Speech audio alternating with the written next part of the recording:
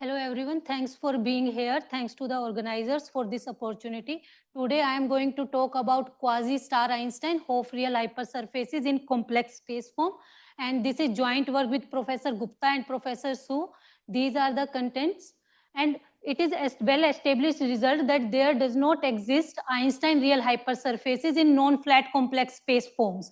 So in view of that, many mathematicians worked in the generalization of Einstein metrics and tried to find and whether such kind of hypersurfaces exist in non-flat complex space forms or not. So they also classified for Hofstar Einstein real hypersurfaces. So in view of that, we aim to investigate the existence and non-existence of quasi-star Einstein Hopf real hypersurfaces in complex space forms.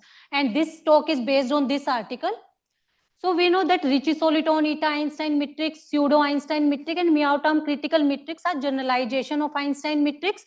And Cecil and Ryan in 1982 gave the non-existence results for Einstein real hypersurface in complex projective space. And Montel in 1985 gave the analogous results for complex hyperbolic space. When I will talk about complex projective space or hyperbolic space, I will be talking about complex dimension here. When I will talk about hypersurface, I will be talking about real dimension at that time. So in 2002, Hamada gave classification of Hofstar Einstein real hypersurfaces in non-flat complex space forms, and in 2010 Ive and Ryan updated this classification for complex projective space and complex hyperbolic space. And in 2018 Chen investigated Meow-Term critical matrix, which are generalization of Einstein matrix in complex space forms, and provided some existence and non-existence results. So what are the classification of such kind of hypersurfaces in complex projective space and complex hyperbolic space? Tagaki and Kimura gave the complete classification of complex projective space, and they classified them in types A1, A2, B, C, D, and E.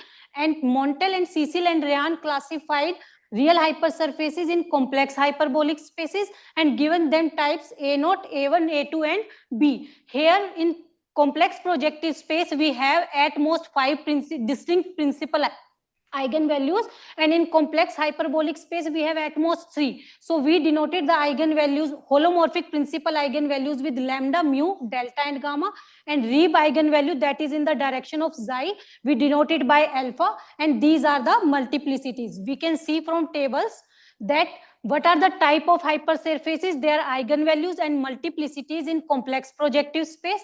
Here we have hypersurfaces of type A1, A2, and B, where A1 is geodesic hyperspheres and type A2 hypersurfaces are tubes of radius r over totally geodesic complex projective space of dimension L, where we have these conditions, and type B hypersurfaces are tubes over complex quadrates and real projective space.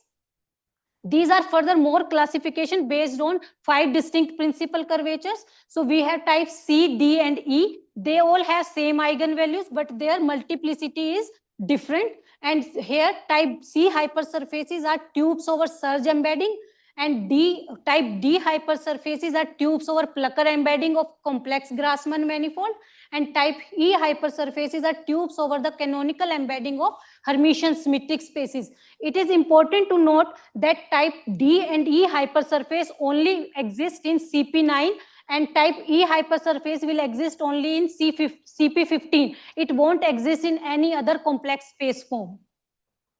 So these are the classification of hypersurfaces and eigenvalues in complex hyperbolic space. As you can see from the table that we have only 2 or 3 eigenvalues in such type of complex space forms.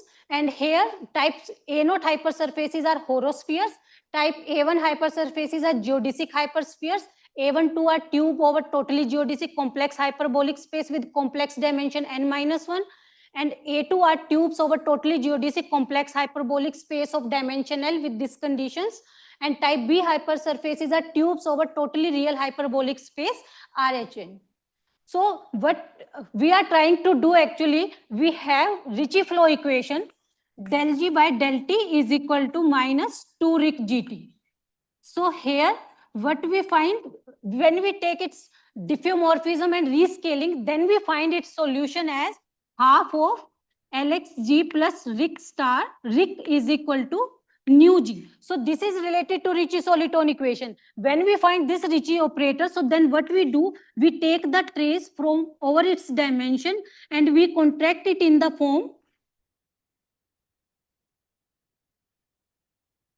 This form we contracted and we get the Ricci tensor in this setting when we talk about Ricci flow equation. So here you can see that this is the Ricci operator and we get the Riemannian metric, which is Ricci-Solitone, and we get this type of solution. Here x we have potential vector field, g is the Riemannian metric, and nu is solitone constant. When this is greater than 0, we say that solitone is shrinking. When this is equal to 0, we say that solitone is steady. When then this is less than 0, we say that solitone is expanding. So similarly, many authors worked in the direction of gradient Ricci-Solitone also.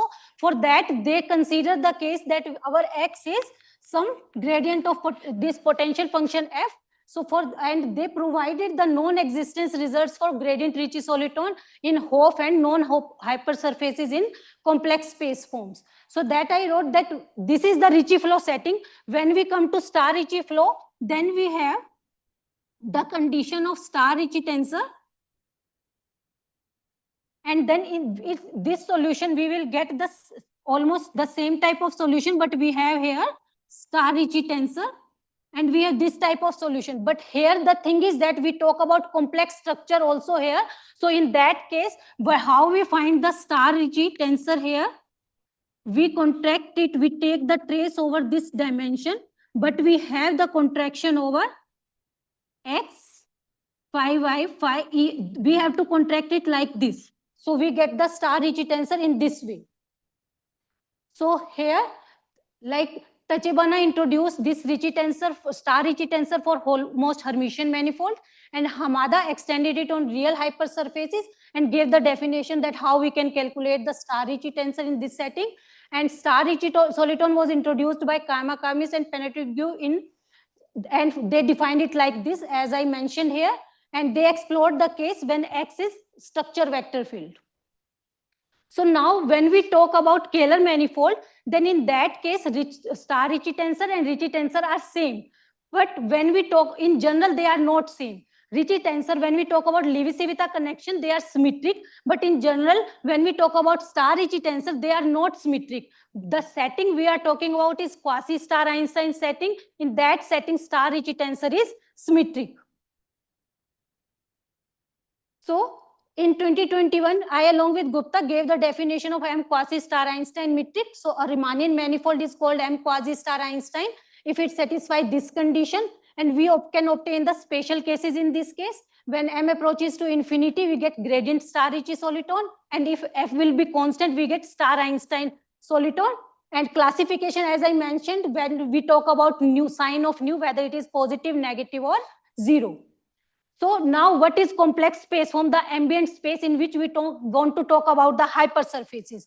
So a Kähler manifold with constant holomorphic sectional curvature C is complex space form, and a complete simply connected form is analytically isometric to complex projective space, complex Euclidean space, or complex hyperbolic space. Here we are talking about analytically isometric because it is much more stronger condition that isometry and diffeomorphism. And here we are considering that our ambient space is non-flat complex space form with complex structure J, and we are considering the real hypersurface without boundary so that we can integrate over the manifold without worrying about the boundary conditions, that what will happen on the boundaries. So the induced structure on phi, xi and eta on M is defined by this equation. When we are in ambient manifold and when we come to its hypersurface, then its tangent bundle got distributed in two parts, in tangent bundle and normal bundle. So Ju is a vector, but tangent bundle, tangent vector on ambient space. So when we come to hypersurface, it will get distributed in tangential and normal components. So these are the almost contact metric structures. And now we have Gauss and Weingarten formulas, Gauss and Kodaji equations. Why these equations are important? Because these equations help us to make a bridge between the intrinsic and extrinsic geometry of the hypersurfaces. So we obtain the star Ricci operator and star Ricci operator, and we find the relation between them. Now, what is Hopf hypersurface? if, as I told, that when we are in ambient space, we have J, we have complex structure J, but when we come to hypersurface, we have structure vector field Xi. If our structure vector field Xi is eigenvector, then we say that our hypersurface is Hopf hypersurface. In general, alpha is not constant, but when we talk about complex space form, in that setting, alpha will be constant. So what we can decompose the tangent bundle, as I told, in Xi distribution and holomorphic distribution, and we obtain these eigenvalues relations. So in 1990, Key and Su gave the result that if M is a real hypersurface of complex space form with this condition, then curvature will be equal to 0.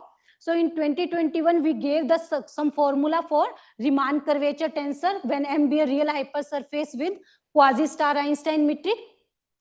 And in 2025 with Gupta and Su, we gave this formula to find that if M be a quasi-star Einstein metric of real hypersurface in non-flat complex space form, then what are the conditions in this? Now, because alpha is constant in this setting, so alpha can be 0, positive or negative. So we are considering the case when alpha is equal to 0. So in this setting, we find that M doesn't admit a quasi-star Einstein metric. And in every case, we will find the contradiction that in this case, C will be equal to 0, means this type of metric does not exist. So then we classified it for when A Xi is equal to alpha Xi. So in that case, we classified it as this, that M admits quasi-star Einstein metric only in complex hyperbolic space, and it is locally congruent to geodesic hypersphere with this condition. And in this case, metric is either steady star Ricci flat or shrinking quasi-star Einstein metric. So we play with the vector fields on the tangent bundles and obtain these conditions. And we claim different conditions and said that when mu I plus lambda I is not equal to 0, then we say that if we assume that this is possible, then hypersurface will exist only in complex hyperbolic space. And we know that how many eigenvalues are there, either 2 or 3. So from the basis of this, we can see that we have to talk about 3 eigenvalues only. So in that case, we will get the contradiction. So we will get to another condition that we earlier have in this slide. So next, we consider the case that when alpha square plus C is not equal to 0. So in that case, C can be positive or negative both. So we consider the cases and obtain this condition and discuss the cases of 3 and 5 distinct eigenvalues in CPN and CHN. So because C, D, and E have same eigenvalues, so we will check only for the one case and other case follows. So in this case, we obtain the contradiction. And when we checked for 3 distinct eigenvalues in complex projective space and complex hyperbolic space, then in each case we obtained a contradiction and conclude that no Hopf real hypersurface admitting a quasi-star Einstein metric in complex projective space or complex hyperbolic space with 3 or 5 distinct principal curvatures. Next, we want to see that for 2 distinct principal curvature, is there any hypersurface exists? So for this, we consider the condition when mu I is equal to lambda I. In that case, we obtain that such kind of hypersurface will exist in complex hyperbolic space only. And we checked for these conditions and we obtained that such type of hypersurface exists, and those hypersurface will be geodesic hyperspheres with this condition. And type A12 won't exist in such setting. So then we checked that what type of soliton will exist. So we checked 2 conditions, UF is equal to 0. In that case, we obtained that M is star Ricci flat with a steady soliton. In next case, we check when F is non-constant in this direction. And we find that in this case, hypersurface will be shrinking quasi-star Einstein metric. And if we consider the subcase, we get a contradiction. So we consider another case for complex hyperbolic space. And in that case, we also find the contradiction in each condition. So we find that there are no quasi-star Einstein Hopf real hypersurfaces in complex projective space. Just one. So then we classified real Hopf hypersurfaces in complex Euclidean space. And in that case, we classify them in 2 types, that either it is equal to it is locally congruent to either to generalized cylinder, such that either M admits steady star Ricci flat metric or admits steady quasi-star Einstein metric, and with this condition, or it will be equal to this product space with the same condition. Earlier we talked about when alpha is 0 or non-zero, So on the basis of this theorem, we classify it when alpha is non-zero and alpha is 0. So in that case, we find that our condition, in one case, it is locally congruent to this product space, and in other, it is congruent to this generalized sphere. In future, we want to characterize this on quaternionic space forms and want to see that whether such solitons exist on such kind of space forms or not, and if exist, what are their classifications. So these are the references. Thank you. Thank you. Some good questions. Is there any way? Is there any way to get Einstein equation from the Ricci flow equation?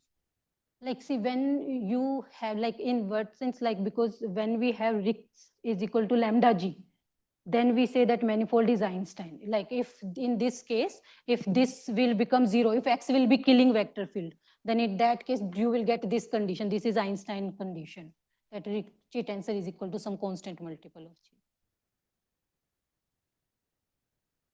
Any other question? Potential vector field on the manifold. Like, it is any vector field on the manifold with the given vector fields, then we have to, like, when we talk about example, then we have to define it in direction of vector fields, that E1, E2 that we choose. Otherwise, in general, we take it as it is a potential vector field on the manifold, which can be some that gradient vector field that I told about, that it is gradient of some function f. Yes, yes, then it will be definitely 0. But there are other vector fields also, like homothetic vector field, conformal killing vector field. In that case, our this LXG will be equal to some 2 lambda g or 2fg, where this is some function. If this is 0, then it is killing. If it is scalar, then it is homothetic. If it is function, then it is conformal killing vector field. So these are just 3 types, but there are many other vector fields that we can talk about, like torus forming vector field, or other vector fields are also there. Geodesic vector field we can talk about.